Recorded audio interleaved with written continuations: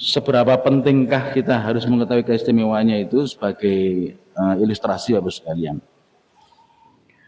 Ketika kita mempunyai suatu hal yang berharga, misalnya koin emas misalnya, seberat 100 gram misalnya. Nah, sekarang 1 gramnya berapa ya?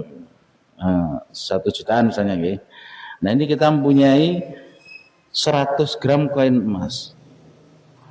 Kemudian kita kasihkan ke anak kita yang masih kecil misalnya, yang umurnya mungkin masih 3 atau 4 tahun. Kira-kira anak itu akan memperlakukan barang itu dengan istimewa tidak? Tidak, karena belum tahu. Dan seandainya kehilangan, apakah akan gelo banget gitu? Juga tidak, karena tidak tahu. Berbeda halnya dengan ketika koin emas ini kita kasihkan kepada kakaknya yang sudah dewasa.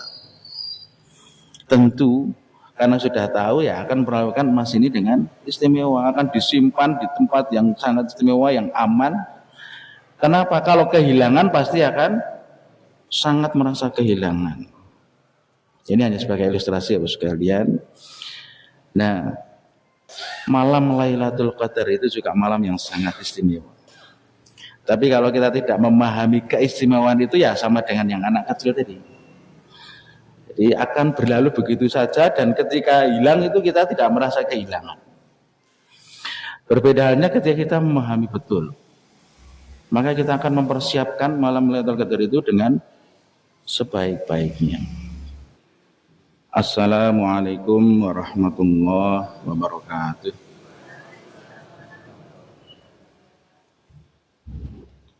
Innal hamdalillah nahmaduhu wa nasta'inuhu wa nastaghfiruh wa na'udzu billahi min syururi anfusina wa min sayyiati a'malina may yahdihillahu fala mudhillalah wa may yudlilhu fala hadiyalah.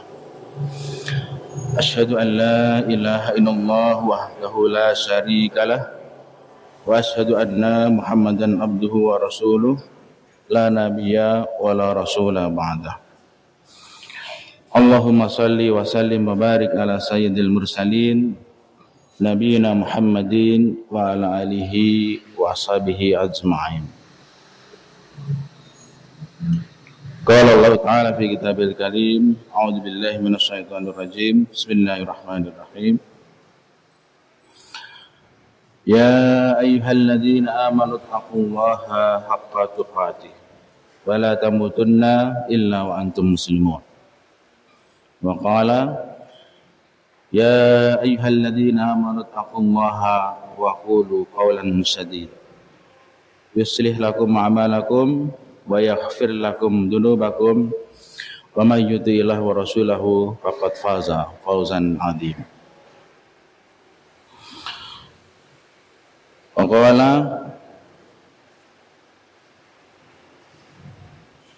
ya ayuhan nasu taqu rabbakum alladzi khalaqakum min nafsin wahidah wa khalaqa minha zawjaha wa batsa minhuma rijalan katsiran wa nisaa'a wattaqullaha alladzi tasaaluna bihi wal arham innallaha kana 'alaikum raqiba. Qala rabbi shrah li sadri wa yassir li amri wahlul 'uqdatam min lisani yafqahu qawli. Allahumma la sahla illa ma ja'altahu sahla wa anta tajhalul hasna idza syi'ta sahla. Amma ba'du. Yang kami hormati Bapak Pimpinan Majelis Tabligh Pimpinan Cabang Muhammadiyah Kenangan Bapak Suwanto. Yang kami hormati segenap pengurus Takmir Masjid Ar-Rahmah. Dan yang kami hormati bapak-bapak, ibu-ibu, jamaah kuliah subuh Masjid Ar-Rahmah, rahimani wa rahimakumullah. Pertama-tama marilah kita panjatkan puja dan puji syukur kehadirat Allah Subhanahu wa taala. Pada kesempatan pagi hari ini kita semuanya masih diberi kesehatan, masih diberi kesempatan sehingga masih bisa hadir dalam majelis ini dalam keadaan sehat walafiat, Dan yang lebih penting lagi, kita pasti dianugerahi oleh Allah dalam bentuk keimanan, sehingga saat ini kita semuanya masih melaksanakan salah satu kewajiban, yakni puasa Ramadan, mengikuti apa yang sudah diperintahkan pada kita yang mengaku beriman. Ya ayyuhalladzina amanu kutiba alaikumussyam. Diwajibkan kepada kita yang mengaku beriman untuk berpuasa sebagaimana yang sudah diwajibkan atas orang-orang sebelum kita, agar supaya mudah-mudahan dengan menjalankan puasa ini kita semuanya termasuk orang-orang yang diharapkan di dalam Al-Quran tadi, la'allakum tattaqun, menjadi orang-orang yang bertakwa. Salawat serta salam mudah-mudahan selalu tercurahkan kepada junjungan kita Nabi Muhammad SAW serta keluarganya, serta para sahabatnya dan umatnya, dan mudah-mudahan kita dengan senantiasa mengikuti sunnah-sunnah beliau, mudah-mudahan kita di yaumul akhirah kelak termasuk orang-orang yang mendapatkan syafaat dari beliau Nabi Muhammad SAW. Bapak Ibu jamaah kuliah subuh rahimani wa rahimakumullah.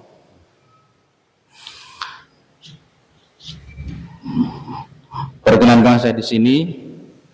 Yang pertama adalah ijabatul dakwah. Saya di sini Bapak Ibu sekalian menghadiri undangan dari Bapak Majelis Pimpinan Majelis Tabligh Bapak Suwanto. Beliau bapak guru saya, sehingga saya sebagai murid hanya bisa sami'na wa ata'na. Sebagaimana dikisahkan di dalam surat Al-Kahfi, Nabi Khidir beliau memberikan syarat terhadap Nabi Musa, jika ingin menjadi murid yang baik maka harus taat terhadap gurunya. Qala fa in taba'tani fala tas'alni an syai'in hatta uhditsa laka dzikra. Jadi Nabi Khidir berkata kepada Nabi Musa, jika kamu ingin menjadi muridku, ya jika kamu ingin mengikutiku, fala tas'alni, maka jangan menanyakan kepadaku an syai'in, tentang sesuatu apapun, hatta uhditsa laka dzikra, hingga saya yang akan menjelaskan kepada kamu tentang peringatan itu. Demikian juga saya di sini Bapak sekalian harus mengikuti itu.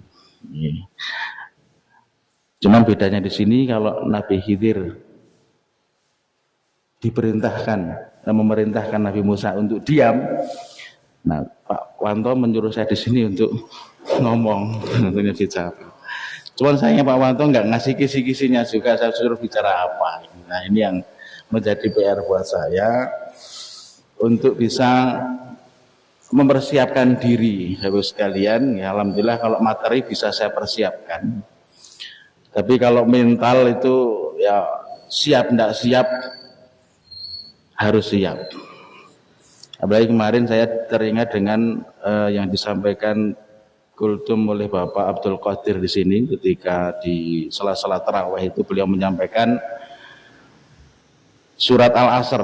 Ya, beliau menyampaikan bahwa semua orang itu akan rugi kecuali 4 golongan orang yang tidak rugi, yaitu yang pertama illal ladzina amanu, yang orang yang beriman, kemudian orang yang amilus sholihat, ya beramal soleh, kemudian berwatawasau bil haq, dan bertawasau bis sabr. Nah inilah yang menjadi motivasi buat saya, siap nggak siap saya harus berusaha untuk ya mempersiapkan diri itu untuk ikut berwatawasau bil haq dan berwatawasau bis sabr. Bapak Ibu jamaah kuliah subuh yang dirahmati Allah SWT,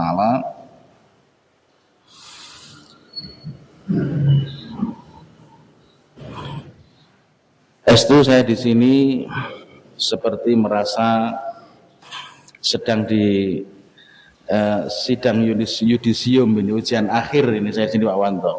Karena di hadapan saya ini banyak para guru saya ini ada Ibu Istanti ini, dan saya beliau adalah ustazah saya ketika di Asalam dulu. Pak Wanto dan lain, juga ada Bapak Ibu yang tidak bisa saya sebutkan satu persatu, beliau juga Bapak Ibu guru saya. Yeah. Jadi mohon nanti sebagai murid saya di sini jika ada suatu pemahaman yang keliru mohon diluruskan sih Pak Wanto. Bapak Ibu sama kuliah subuh yang dirahmati Allah SWT. Alhamdulillah saat ini kita sudah masuk hari yang ke-14. Jadi saat ini sudah masuk yang ke-14 di bulan Ramadan ini. Kita melaksanakan puasa, mudah-mudahan Allah senantiasa memberikan kekuatan dan kesehatan kepada kita semuanya sehingga kita bisa melaksanakan ibadah puasa ini sampai selesai. Dan mudah-mudahan nanti setelah selesai bulan Ramadan ini kita bisa melanjutkan amalan-amalan yang sudah kita kerjakan di bulan Ramadan ini. Ini merupakan esensi dari bulan Ramadan sebagai bulan tarbiyah, bulan pendidikan. Sehingga setelah kita selesai menjalani pendidikan ini, di bulan selanjutnya tidak selesai. Jadi terkadang istilah lebaran ini mengandung arti konotatif yang kurang tepat nih. Ketika diartikan lebaran kemudian lebar segalanya. Nih, puasanya lebar, kemudian tadarusnya lebar, salat malamnya lebar. Nah, ini merupakan makna yang kurang tepat. Ini mestinya setelah lebaran ini menjadi individu yang baru dalam ketaatan, karena telah menjalani pendidikan. Sebagian pepatah Arab itu ada disampaikan, laisal aid liman labisal jadid walakinal aid liman ta'atuhu yazid. Jadi id itu bukan untuk orang yang bajunya baru. Laisal aid bukanlah id ya, lebaran itu, hari raya itu liman bagi orang yang labisal jadid, bukan bagi orang yang bajunya baru. Walakinal id, akan tetapi id itu atau hari raya itu adalah liman ta'atuhu yazid, tapi bagi orang yang ketaatannya bertambah. Jadinya mestinya seperti itu ya, bukan terus lebaran terus lebar semuanya. Begitu juga Rasulullah SAW juga menyampaikan tentang kelanjutan dari lebaran itu. Beliau menyampaikan man shoma ramadhana tsummat bausitan min sawal kana kasyamid dahr. Jadi barang siapa yang berpuasa Ramadan kemudian melanjutkan setelahnya ya, 6 hari setelahnya, maka seperti orang yang berpuasa 1 tahun. Jadi artinya Pak Rasulullah juga menyampaikan jangan selesai sampai lebaran kemudian selesai semuanya. Masuk puasa, monggo kita lanjutkan meskipun secara kuantitas mungkin tidak seperti di bulan Ramadan. Yes, tadarus misalnya. Di bulan Ramadan banyak yang mungkin 1 hari bisa 3 juz ya, atau 2 juz. Itu nanti bisa dilanjutkan di hari-hari selanjutnya mungkin cuma 1 juz atau kurang dari itu, tapi tetap melanggengkan. Jadi tidak menyelesaikan lebaran kemudian lebar semuanya, tapi tetap melanjutkan apa yang sudah dilaksanakan di bulan Ramadan ini untuk dilanjutkan di bulan-bulan berikutnya. Bapak Ibu jamaah kuliah subuh yang dirahmati Allah SWT, ada satu malam yang Allah SWT istimewakan dalam 1 tahun hanya sekali ya. Dan diturunkannya hanya di bulan Ramadan, yang itu kita tahu itu adalah malam Lailatul Qadar. Seberapa pentingkah kita harus mengetahui keistimewaannya itu sebagai ilustrasi Bapak sekalian. Ketika kita mempunyai suatu hal yang berharga, misalnya koin emas misalnya, seberat 100 gram misalnya. Nah, sekarang 1 gramnya berapa jauh? 1 jutaan misalnya. Nah ini kita mempunyai 100 gram koin emas. Kemudian kita kasihkan ke anak kita yang masih kecil misalnya, yang umurnya mungkin masih 3 atau 4 tahun. Kira-kira anak itu akan memperlakukan barang itu dengan istimewa tidak? Tidak, karena belum tahu. Dan seandainya kehilangan, apakah akan gelo banget gitu? Juga tidak, karena tidak tahu. Berbeda halnya dengan ketika koin emas ini kita kasihkan kepada kakaknya yang sudah dewasa. Tentu karena sudah tahu ya akan memperlakukan emas ini dengan istimewa, akan disimpan di tempat yang sangat istimewa, yang aman. Kenapa? Kalau kehilangan pasti akan sangat merasa kehilangan. Ini hanya sebagai ilustrasi ya sekalian. Nah, malam Lailatul Qadar itu juga malam yang sangat istimewa. Tapi kalau kita tidak memahami keistimewaan itu ya sama dengan yang anak kecil tadi. Jadi akan berlalu begitu saja dan ketika hilang itu kita tidak merasa kehilangan. Berbeda halnya ketika kita memahami betul. Maka kita akan mempersiapkan malam Lailatul Qadar itu dengan sebaik-baiknya. Okay. Untuk itu Bapak Ibu pada kesempatan ini perkenankan saya untuk menyampaikan kembali, menyegarkan kembali tentang apa itu keistimewaan Lailatul Qadar. Tentunya kita tidak akan bisa mengerti kecuali dari apa yang sudah diinformasikan oleh Allah SWT di dalam surat Al-Qadar. Mari kita kaji kembali dalam dariakan Bapak Ibu sekalian, kembali kita pahami per ayat apa istimewa dalam surat Al-Qadar ini.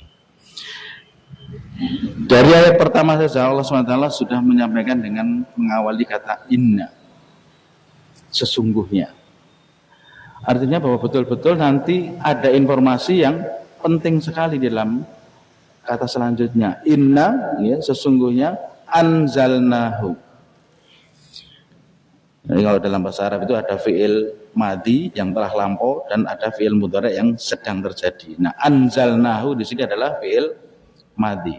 Anzala yunzilu, artinya sudah diturunkan. Telah kami turunkan. Anzalnahu, bisa diperhatikan di sini. Ini ayat pertama Bapak Ibu sekalian, tapi Allah SWT sudah menggunakan dhamir hu, artinya dia. Berarti sudah ada yang ditutupi di sini, tidak langsung dijelaskan inna anzalnal Qur'an, tapi aku menurunkannya. Ini ada keistimewaan di sini, fi lailatil qadri. Dalam lailati ini asal katanya adalah lailun, lail. Seperti hanya ada surat namanya surat Al-Lail, wal-laili idza yaghsha, wan-nahari idza tajalla, dan seterusnya. Asalnya adalah Al-Lail. Kemudian ada tambahan tak di sini juga merupakan suatu keistimewaan malam itu. Ya. Jadi diturunkannya di malam Al-Qadri, malam kemuliaan. Selanjutnya, keistimewaan selanjutnya Allah melanjutkan wa ma adraka. Dan apakah engkau tahu ma apa itu Lailatul Qadri?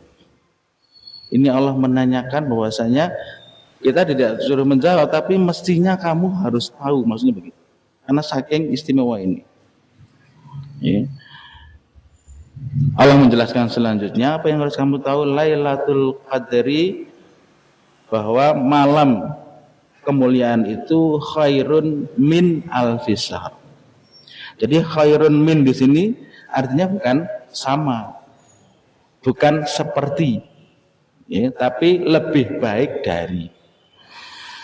Jadi orang yang pada malam itu melaksanakan sholat qiyamul lail, ya, mendapati pada malam itu Lailatul Qadar, itu bukan kemudian sama seperti orang yang melaksanakan ibadah 83 tahun, tapi khairun min, artinya adalah lebih baik dari itu. Ya, selanjutnya tanazzalul malaikatu. Kita perhatikan di sini ada tanazzalu, di sini adalah asal katanya dari kata tanazzala yatanazzalu. Jadi ini fi'il mudhari atau madhi Mas Yayan. Jadi beliau ini adalah teman saya ketika belajar bahasa Arab di UGM, Mas Yayan.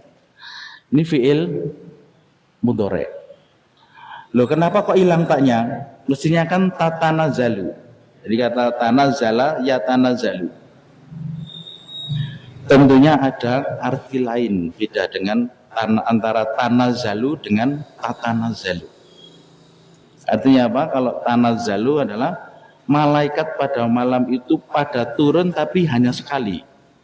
Berbeda dengan ada di surat apa itu Bapak sekalian? Surat As-Saffat ayat 30 yang innalladzina qalu rabbunallahu tsumastaqamu tatanazzalu alaihim malaika. Kalau di situ artinya tatanazzalu adalah berkali-kali turun. Tapi kalau ini tanazzalu hanya sekali turun dan nanti ada batasnya. Tanazzalu siapa yang turun? Malaikah, para malaikat, dan istimewanya lagi ya Bapak sekalian waruhu. Ruh di sini adalah malaikat Jibril sebagai pimpinan dari malaikat-malaikat.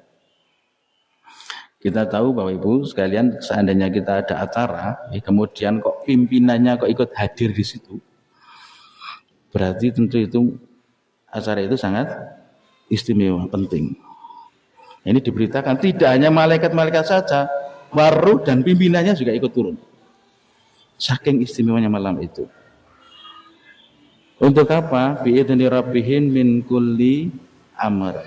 Ya, dengan izin Rabbnya untuk mengatur segala urusan.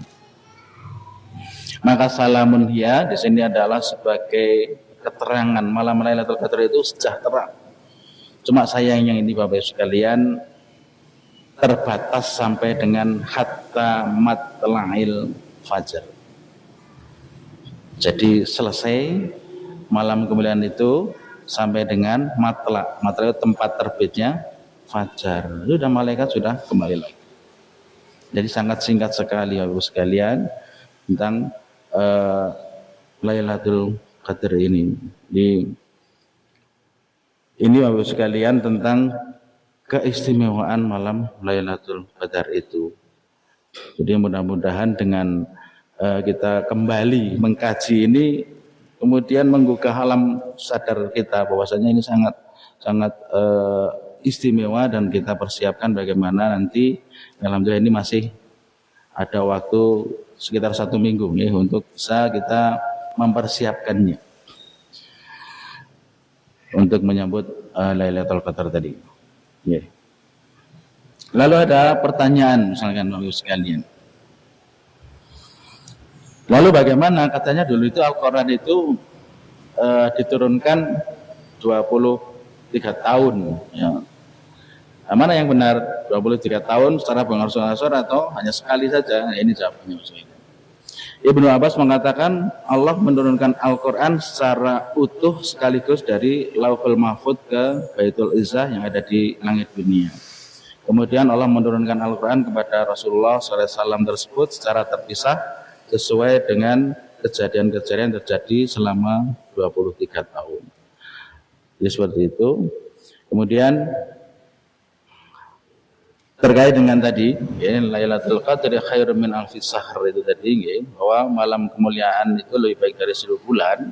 Itu An-Nakhai mengatakan amalan di Lailatul Qadar itu lebih baik dari amalan di 1000 bulan. Jadi, ya, ini kemudian Mujahid, Qatadah dan ulama lainnya berpendapat bahwa yang dimaksud dengan lebih baik dari 1000 bulan adalah salat dan amalan pada Lailatul Qadar lebih baik dari sholat dan puasa di 1000 bulan yang tidak terdapat Lailatul Qadar.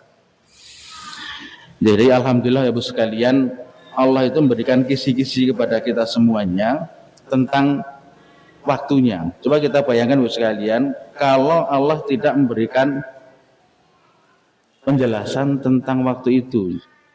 Misalnya ini, Lailatul Qadar itu hanya diturunkan 1 tahun sekali. Tapi silahkan kalian cari selama 1 tahun itu. Ini kita akan lebih mungkin tidak mudah di dalam mendapatkannya. Dan alhamdulillah Allah sudah mempermudah, yaitu dengan apa? Hanya 10 hari terakhir ini. Ya, 10 hari. Jadi kita bisa memaksimalkan amalan kita hanya di 10 itu aja. Dan mudah-mudahan kita semuanya bisa mendapatkannya.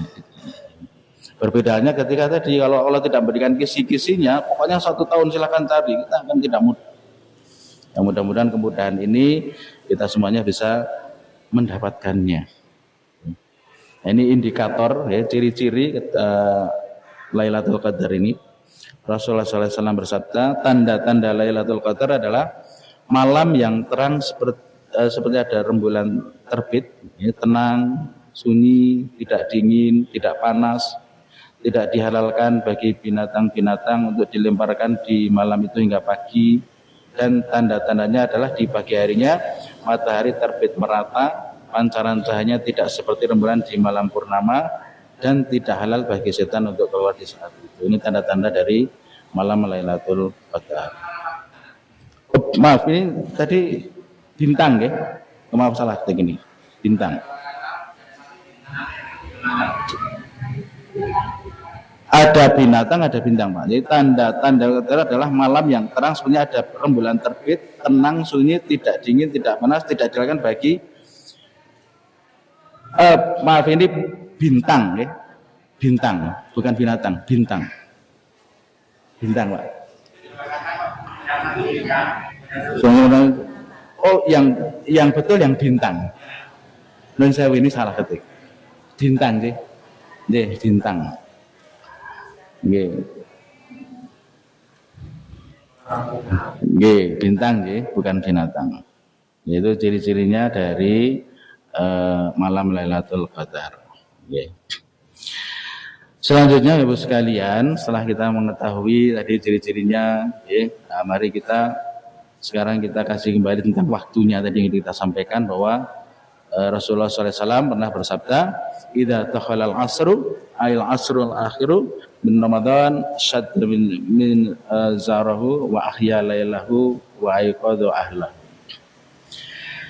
Dari Aisyah radhiyallahu anha berkata, Rasulullah sallallahu alaihi wasallam biasa ketika memasuki 10 hari terakhir dari bulan Ramadan, beliau kencangkan sarungnya, bersungguh-sungguh dalam ibadah dengan meninggalkan istri-istrinya, menghidupkan malam-malam tersebut dengan ibadah dan membangunkan keluarganya untuk beribadah. Ini hadis riwayat Bukhari dan Muslim. Jadi ini tadi yang terkait yang sudah kita ketahui bahwa waktunya adalah di malam terakhir. Ada di riwayat lain di malam-malam ganjil. Ini ada 21, 23 sampai dengan 29. Ini terkait waktunya. Nah, selanjutnya apa yang harus kita persiapkan Ibu sekalian? Yang pertama adalah mempersiapkan diri. Ini kita bersikap keliru jika kita ingin mendapatkan Lailatul Qadar pada 10 malam terakhir Ramadan. Jadi kita dadak gitu maksudnya. Ya bukan begitu caranya. Ini harus ada persiapan dari malam-malam sebelumnya. Ini. Bahkan banyak ya orang yang sudah mengharapkan mempersiapkannya dari sejak bulan-bulan sebelumnya. Sampai ada doa itu nggih. Allahumma barik lana fi Rajab wasabana wa balikna Ramadan. Jadi sebelum-sebelumnya sudah mempersiapkan diri gitu. Sehingga ada ulama yang menyampaikan bahwa bulan Rajab itu adalah bulan untuk menanam. Sa'ban adalah memupuk dan Ramadan ini adalah menuai, manen gitu. Jadi sudah bulan-bulan sebelumnya sudah mempersiapkan diri. Ya, ada pepatah Arab juga, man arafa bu'das safari ista'adda. Ya, maka barang siapa yang mengetahui jauhnya perjalanan, maka mestinya bersiap-siap, ini tidak dadak. Salah satu contoh juga mungkin Bapak Ibu sekalian ketika ada acara besar gitu, besok ada acara keluarga misalkan, pasti sebelumnya harus bersiap-siap, ya. Menyiapkan tempat, kemudian belanja. Nah, ini untuk ibu-ibu biasanya sebelum belanja juga sudah di list apa saja yang akan dibelanjakan. Tujuannya untuk apa Ibu? Kenapa di list? Agar tidak ada yang kelewatan. Jadi agar semua yang dibelanjakan itu sesuai dengan yang diinginkan seperti itu. Nah, begitu pula dengan Lailatul Qadar ini sudah harus ada persiapan dulu. Apa yang harus kita lakukan nanti jauh-jauh hari ini masih ada waktu untuk kita persiapkan apa yang kita amalkan. Jadi tidak mendadak gitu. Ya. Nah, diantaranya nanti ketika 10 terakhir itu adalah ada sunnah untuk iktikaf. Ya. Ini Nabi sallallahu alaihi wasallam kana ya'takiful asra al-awakhira min Ramadan hatta tawaffallah thumma atakafa azwajuhu min ba'd. Rawahu Muslim. Bahwa Nabi sallallahu alaihi wasallam melakukan iktikaf pada hari ke-10 terakhir dari bulan Ramadan. Beliau melakukannya sejak datang di Madinah sampai beliau wafat. Kemudian istri-istri beliau melakukan iktikaf setelah beliau wafat. Nah, bagaimana iktikaf ini? Mari kita kaji lagi Ibu sekalian. Ini perintah dalam Al-Quran ya, surat Al-Baqarah ayat 187. Kita baca artinya. Maka sekarang campurilah mereka dan carilah apa yang ditetapkan Allah untukmu, dan makan minumlah hingga terang bagimu benang putih dari benang hitam, yaitu fajar. Kemudian sempurnakanlah puasa itu sampai datang malam, tetapi janganlah kamu campuri mereka itu sedang kamu beriktikaf dalam masjid. Itulah larangan Allah, maka jangan kamu mendekatinya. Demikianlah Allah menerangkan ayat-ayatnya kepada manusia supaya mereka bertakwa. Di Indonesia karena ini waktunya terbatas, kita percepat sedikit ini tentang pengertian iktikaf itu. Iktikaf secara bahasa adalah berdiam diri dan menetap dalam sesuatu. Ini Majelis Tarjih dan Tajdid dalam buku Tuntunan Ramadan menjelaskan iktikaf adalah aktivitas berdiam diri di masjid dalam satu tempo tertentu dengan melakukan amalan-amalan ibadah-ibadah tertentu untuk mengharapkan ridha Allah. Nah, ini iktikaf artinya seperti itu. Sementara waktu pelaksanaan iktikaf sangat dianjurkan dilaksanakan setiap waktu di bulan Ramadan. Di kalangan para ulama terdapat perbedaan tentang waktu pelaksanaan iktikaf. Apakah dilaksanakan selama sehari, yaitu 24 jam, atau boleh dilakukan dalam beberapa waktu saja. Al-Hanafiyah berpendapat bahwa iktikaf dapat dilaksanakan pada waktu yang sebentar, saat saja, tidak harus berhari-hari. Tapi tidak tentukan batasan lamanya. Sedang menurut Al-Malikiyah, iktikaf dilaksanakan dalam waktu minimal 1 malam 1 hari. Ini ada perbedaan. Ini ada syarat-syarat iktikaf. Itu orang yang melaksanakan iktikaf harus beragama Islam tentunya. Kemudian orang yang melaksanakan iktikaf sudah balik, kalau belum ya tidak. Kemudian iktikaf dilaksanakan di masjid, baik masjid jami maupun masjid biasa. Orang yang akan melaksanakan iktikaf hendaklah memiliki niat untuk iktikaf. Dan orang yang beriktikaf tidak disyaratkan puasa. Artinya orang yang tidak berpuasa boleh melaksanakan iktikaf. Mungkin pada waktu perjalanan itu ingin iktikaf boleh.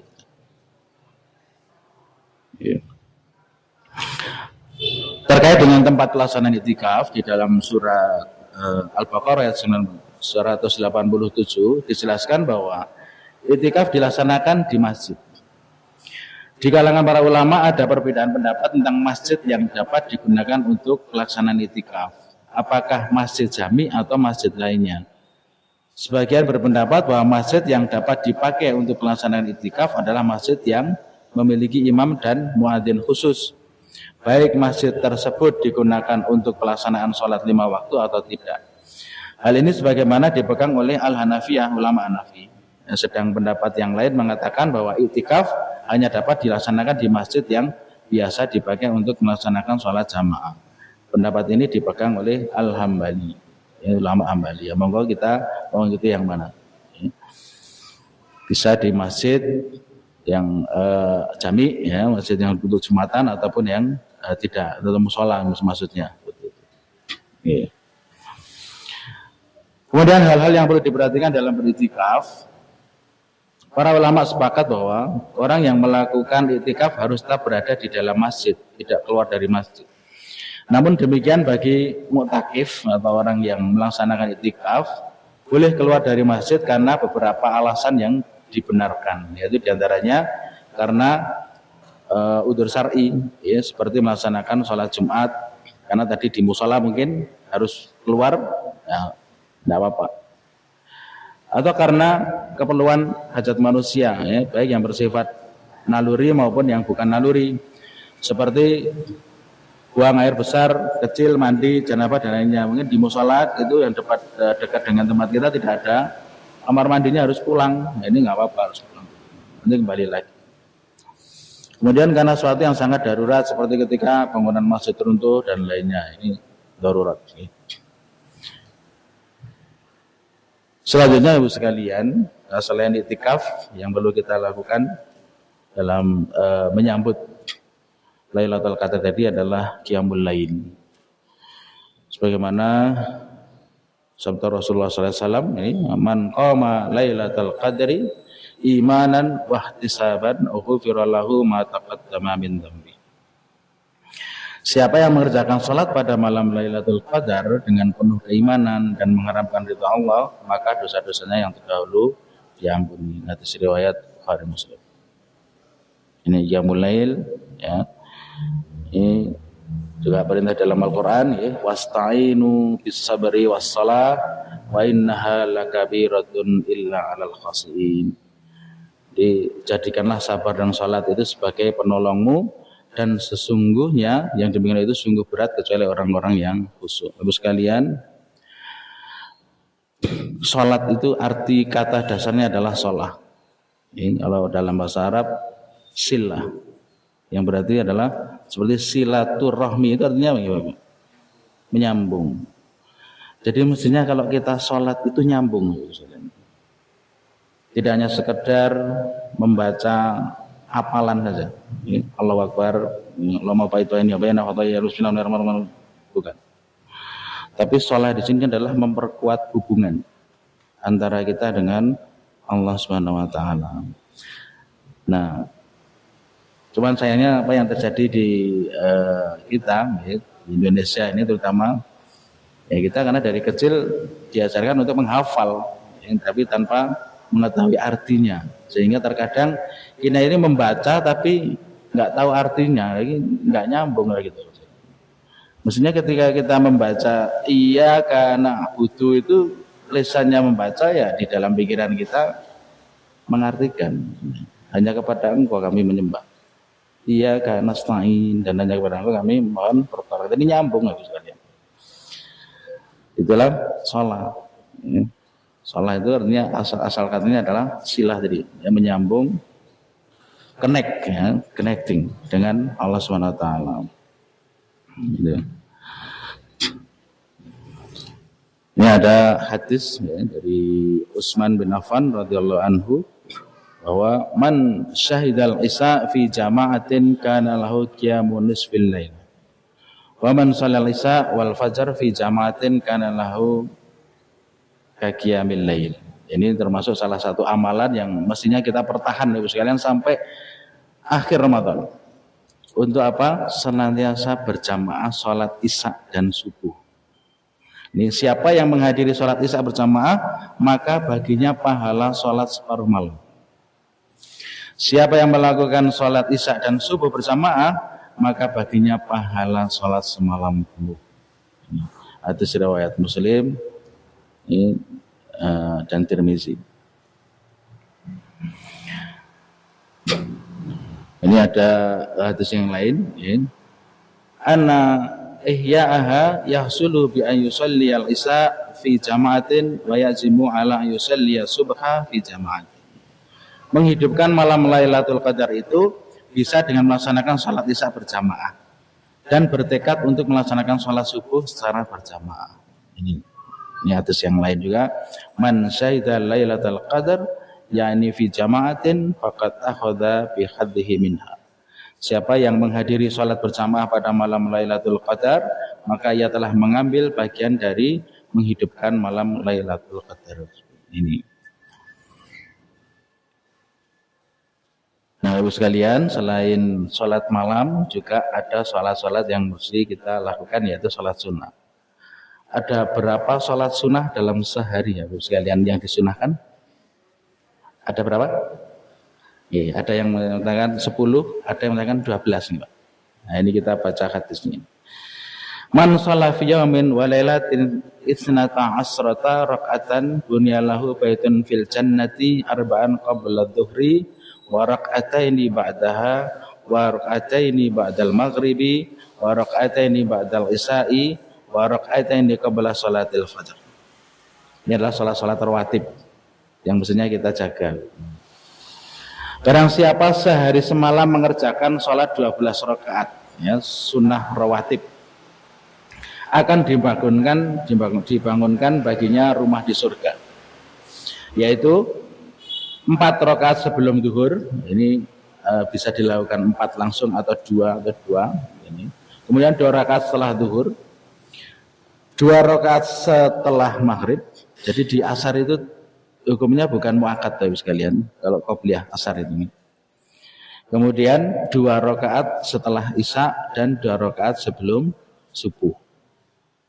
Ya, ini adalah sholat-sholat yang sunnah muakkad, sholat rawatib. Ada 12, ya, 12 rakaat. Nah, mari kita pertahankan itu, ya.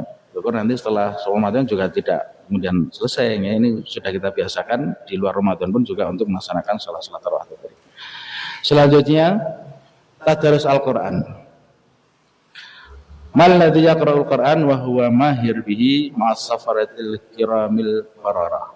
Walladzi yaqra'ul Qur'an yatata'ta fi wa huwa alaihi syak lahu ajrani. Orang yang baca Al-Qur'an dan pandai dalam bacanya, ia bersama para malaikat yang mulia. Dan yang membaca Al-Qur'an dengan mengejanya, ya tak itu masih belajar, masih mengejanya, yang baca dengan sulit, maka ia mendapatkan 2 pahala. Ini tentang tadarus Al-Quran. Ada juga hadis yang lain nih dari Abdullah bin Mas'ud berkata, Rasulullah SAW bersabda, barang siapa membaca 1 huruf dari kitab Allah, maka dia mendapatkan 1 kebaikan dengannya. Dan 1 kebaikan itu dibalas 10 lipatnya. Aku tidak mengatakan alif lam mim itu 1 huruf, tapi alif itu 1 huruf, lam 1 huruf, dan mim 1 huruf. Nah, ini mari kita pertahankan ya, dalam rutinitas membaca Quran ini, ya, sampai dengan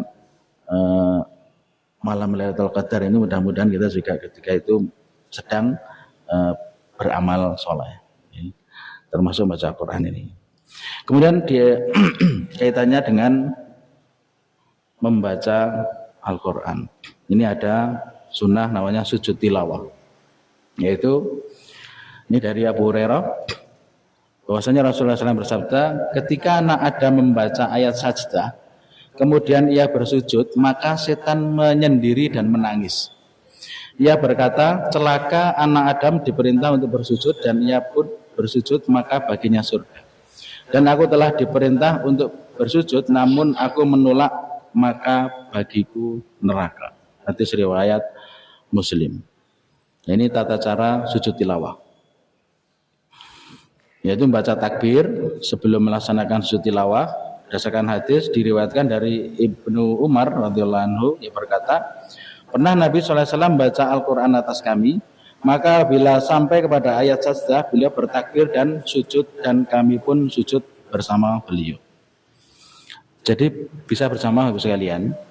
Ketika misalnya ini Pak Wanto sedang baca Al-Quran dan saya ada di belakangnya, kemudian saya melihat Pak Wanto sujud tilawah, maka saya ikut sujud.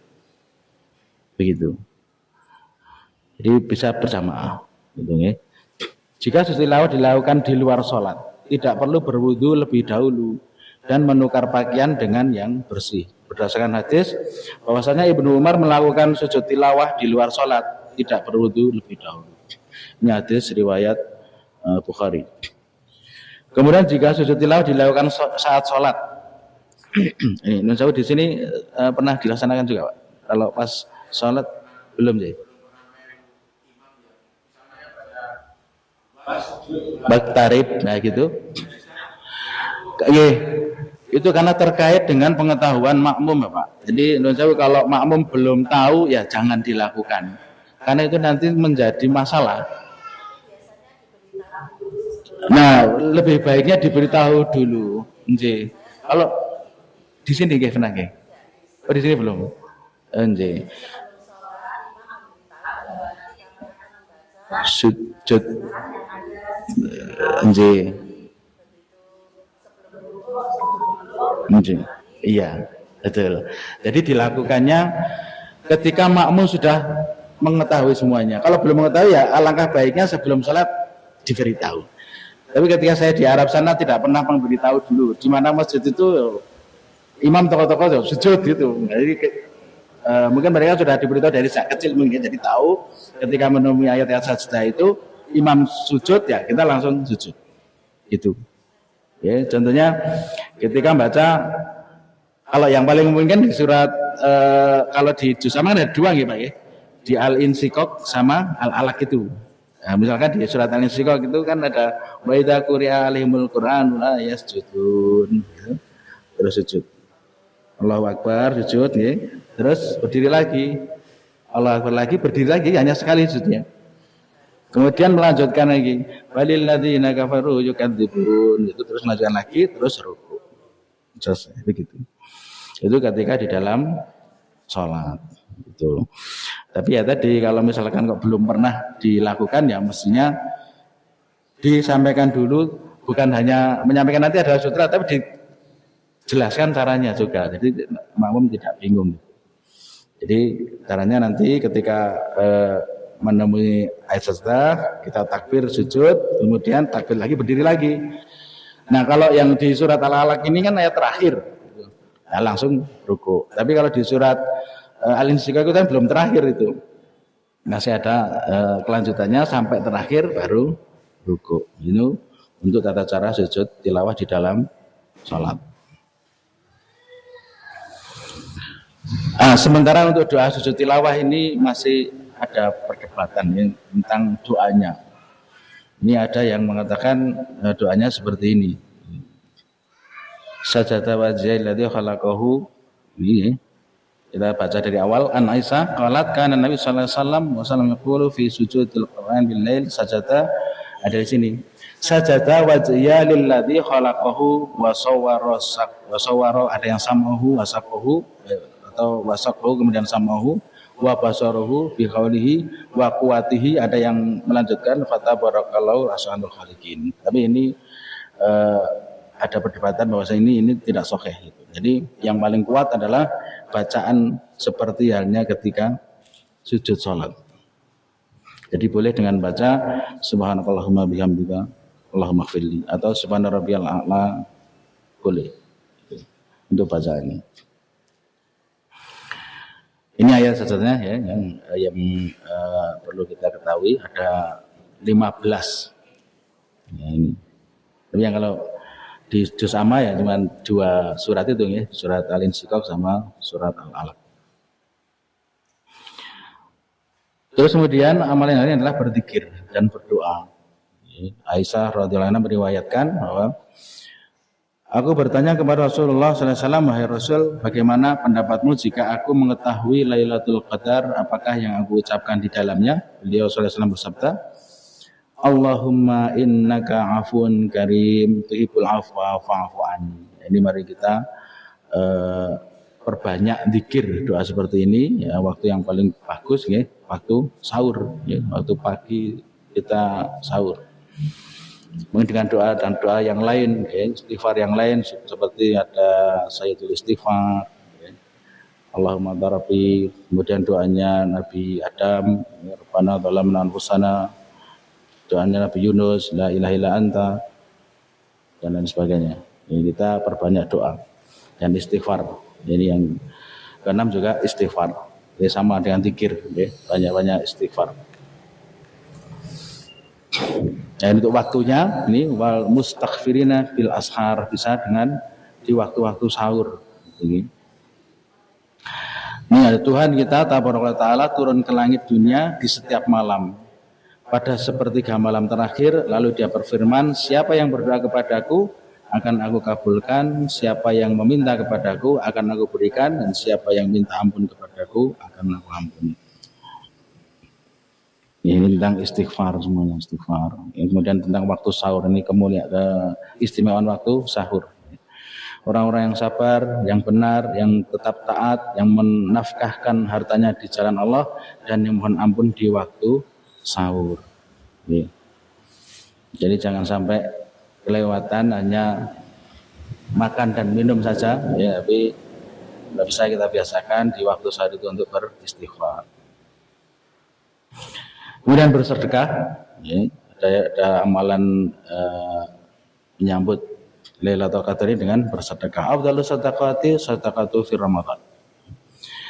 Nabi SAW bersabda, sebaik-baik sedekah adalah sedekah yang ditunaikan pada bulan Ramadan. Ya. Nah, ini terkait dengan sedekah Ibu sekalian. Lan tanalul birra hatta tunfiqu mimma tuhibbun. Ya, kita tidak akan memperoleh kebajikan sebelum kamu menginfakkan sebagian harta yang kamu cintai.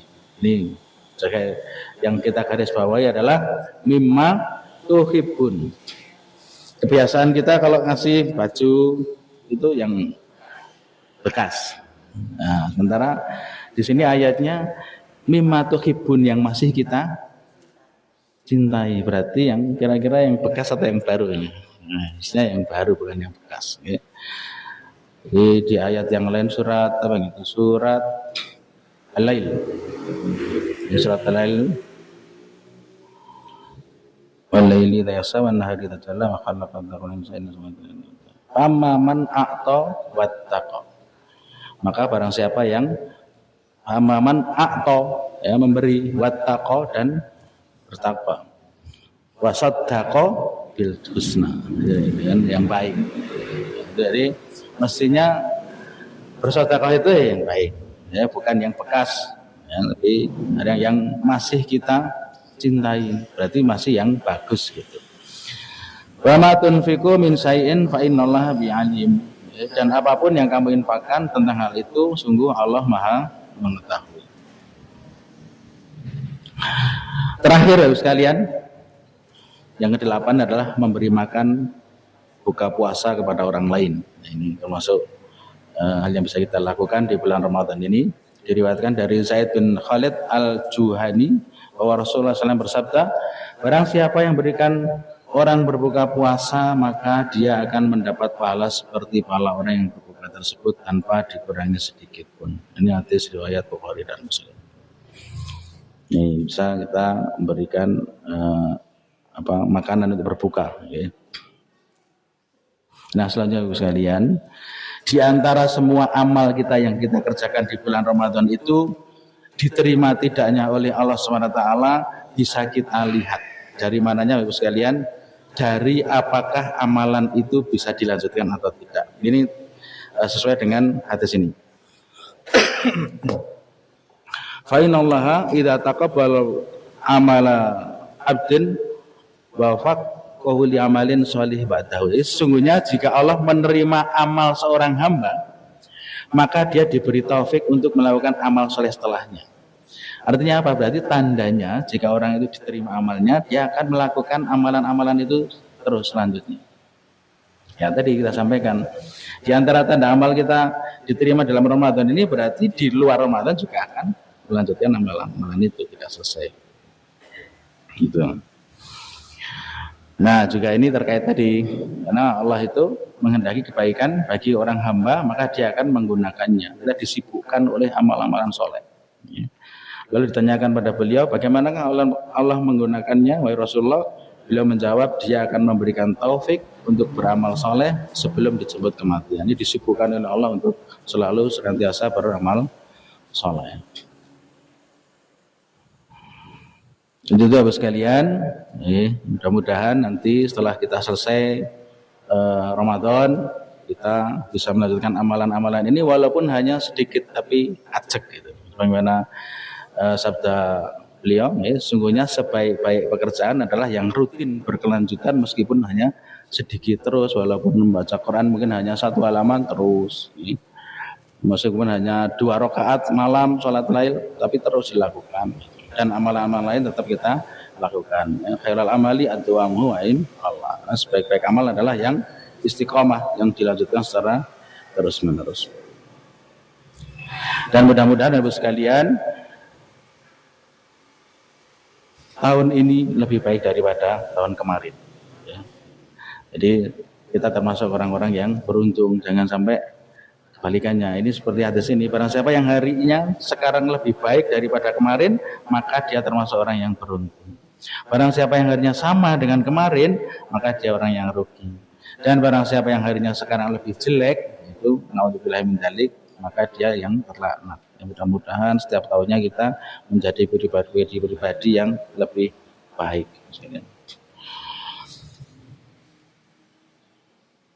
Ini ada 3 hal yang mestinya kita langgengkan kalau kita mengikuti surat Fatir ayat 29. Amalan-amalan apa yang mestinya kita langgengkan? Di antaranya adalah innal ladzina yatluna kitaballah. Senantiasa baca Al-Qur'an, wa aqamus shalah, mendirikan salat, kemudian berinfak bima razaqnahum, apa yang sudah direzekikan kepadanya. Janji Allah apa? Orang-orang itu yang melaksanakan itu yarjuna tijaratan lan tabur. Mereka adalah orang-orang yang mengadakan jual beli, ini pertanian kepada siapa? Kepada Allah, dan janji Allah jual belinya tidak akan rugi, selalu beruntung. Terakhir sebagai penutup Ibu sekalian, kita bacakan surat Fussilat tadi ayat 30. A'udzubillahi minasyaitonir rajim. Innal ladzina qalu rabbunallahu tsumma istaqamu tatanazzalu 'alaihimul malaikatu alla takhafu wa la tahzanu wa abshiru bil jannati allati kuntum tu'adun. Sungguhnya orang-orang yang mengatakan Tuhan kami ialah Allah, kemudian mereka meneguhkan pendirian mereka, maka malaikat akan turun kepada mereka dengan mengatakan, janganlah kamu takut dan janganlah merasa sedih, dan bergembiralah mereka dengan jannah yang telah dijanjikan Allah kepadamu. Mudah-mudahan kita termasuk orang-orang istiqomah di dalam menjalankan amal ibadah ini, dan mudah-mudahan Allah SWT menerima amal ibadah kita semuanya, dan kita akhirnya diselamatkan dari neraka. Demikian Bapak Ibu sekalian apa yang bisa saya sampaikan di kuliah subuh ini. Mohon maaf atas segala salah dan kekurangannya. Mudah-mudahan ada guna dan manfaatnya. Kita akhiri. Subhanakallahumma bihamdika asyhadu an la ilaha illa anta astaghfiruka wa atubu ilaik. Aqulu qouli hadza wa astaghfirullahi. Assalamualaikum warahmatullahi wabarakatuh.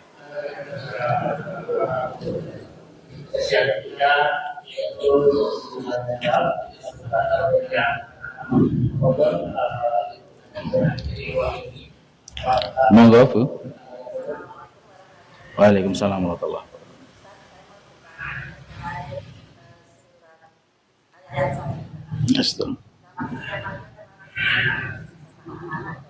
Iya.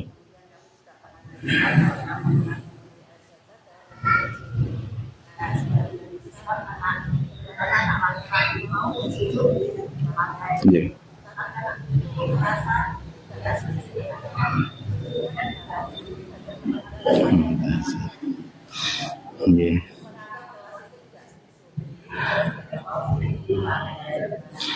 Iya. Iya. Waalaikumsalam warahmatullahi wabarakatuh. Terima kasih Putri. Ya mestinya yang namanya sujud ya seperti yang kita lakukan, bukan di kursi ya tidak bisa.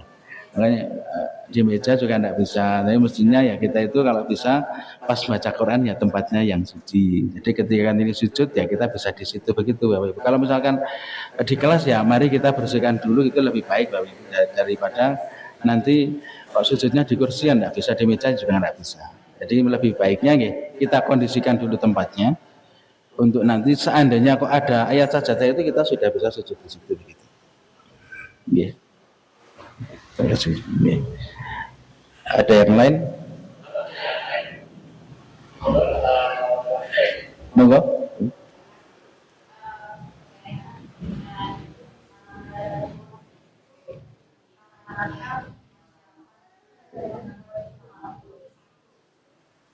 Yeah.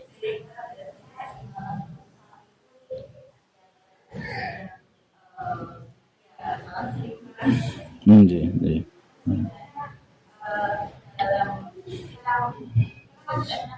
Iya.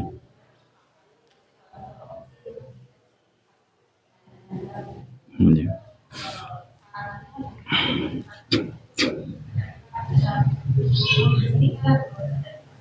Nggih, terima kasih. Nggih.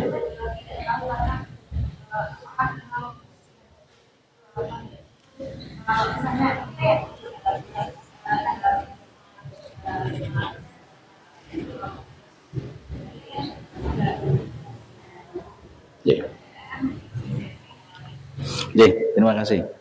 Itulah hikmah dari Allah memberikan kisi-kisi, Ibu. Tidak langsung berikan besok Lailatul Qadar tanggal 21 ya. Itu insya Allah yang tidak sholat semuanya akan rutin rajin di malam itu. Nah itu hikmahnya. Kenapa hanya ngasih kisi-kisi? Biar apa? Ya biar kita maksimal dalam 10 hari itu. Yeah. Kalau misalkan ya tadi kalau Allah sudah menjelaskan besok tanggal 21 ya, alangkah senangnya yang tidak pernah beribadah tadi. Nggak usah persiapan kalau begitu Ibu. Besok udah tekonya tanggal 21 aja. Jadi hikmahnya seperti itu agar kita semuanya ikhtiar dan kita semuanya berusaha mempersiapkannya, juga perlu persiapan untuk menyambut itu, sehingga di malam 10 terakhir itu kita semuanya berlomba-lomba dalam beramal dengan sebaik-baiknya, seperti itu Ibu. Jadi walau alam untuk tanggal 21-nya, 23-nya kita nggak ada yang tahu. Jadi memang kita diperintahkan untuk 10 hari terakhir itu mengencangkan sarung tadi untuk beribadah dengan sungguh-sungguh, begitu. Ini begitu Ibu. Jadi, monggo. Ini Pak Guru menantikan kepada muridnya, kalau nggak bisa buat TR nggih Pak. Monggo Pak. Saya masih menggowor kadang iya kadang tidak, banyak tidak. Itu kalau sore sudah jamaah rakaat dan witir itu pada saat sahur jam 3 itu diboleh sholat lagi, boleh atau tidak, atau baik atau tidak? Boleh Bapak, tapi dalam satu malam itu kan tidak boleh witir lagi. Jadi boleh saja, atau mungkin witirnya mau nanti saja ya boleh. Tapi kalau tadi sudah witir, kemudian sholat malam lagi boleh, tapi nggak witir lagi. Begitu. Boleh 2, boleh 4, boleh 3, boleh seterusnya lebih, ya, tapi nggak ada witirnya sampai 8, tidak ada witirnya. Begitu. Jadi, monggo bagus saja. Itu kan malah bagus itu, barangkali waktu itu malah pas Lailatul Qadar tadi sudah witir gitu Pak, boleh saja. Kalau sudah witir, betul. Anjing. Terus nanti malam mau sholat lagi begitu tak? Boleh. Tapi nanti nggak usah ditutup witir lagi. Karena witir adalah menutup sholat sunat pada hari itu. Sepengetahuan saya begitu Pak. Anjing. Anjing, monggo. Nggih.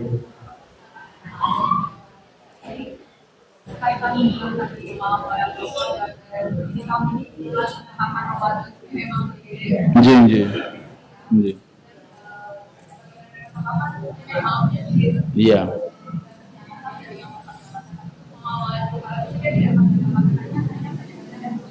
Iya. Betul. Iya. Iya betul. Iya. Rangkaian begitu. Nggih. Jadi tidak ada masalah kan Bu, itu mau yang awalnya Senin kemarin puasa atau yang satu tidak ada masalah karena 10 hari itu. Nggih. Iya. Tetap dalam 10 hari itu kan masih dapat. Wallahu a'lam, betul. Nggih. Terima kasih. Nggih, monggo.